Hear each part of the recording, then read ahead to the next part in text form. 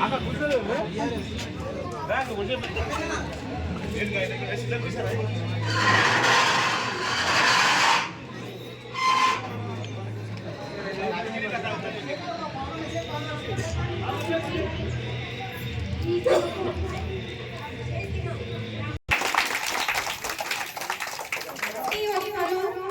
పాఠశాల నడవడానికి ఈ వంతు సాయం చేస్తున్నందుకు చాలా సంతోషిస్తున్నాను.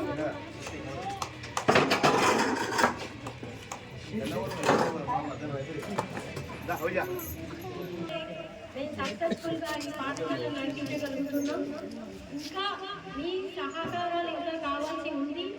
దానికోసం మేము జూన్ నుంచి మీరు మనము అంతా కలిసి ఇంకా పిల్లల అడ్మిషన్స్ ఎక్కువ పెంచే ప్రయత్నం చేద్దామని అనుకుంటున్నాం. దానికి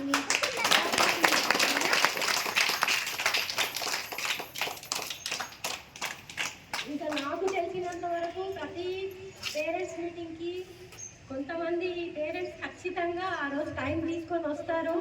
ముఖ్యంగా మన రమేష్ సార్ లాంటి వాళ్ళు గ్యాంగ్ ఉన్నారు, మొత్తము పిలిచే వస్తారు. ఇంట్లో వాళ్ళైనా ఈ పని ఉందిరా అంటే రేపు చేద్దాంలే మమ్మీ అంటారు. మా ఇంట్లో వాళ్ళైనా అట్లా ఉండదు.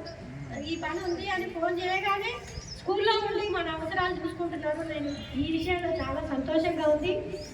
నేను వాళ్ళ కృతజ్ఞతలు చేసుకుంటున్నాను. తర్వాత మనకి ఈ స్వాతంత్రం ఇవ్వడానికి చాలా బాధలు పడి చాలా కష్టాలు వచ్చి మనకి స్వాతంత్రం తెచ్చి మన చేతుల్లో పెట్టారు.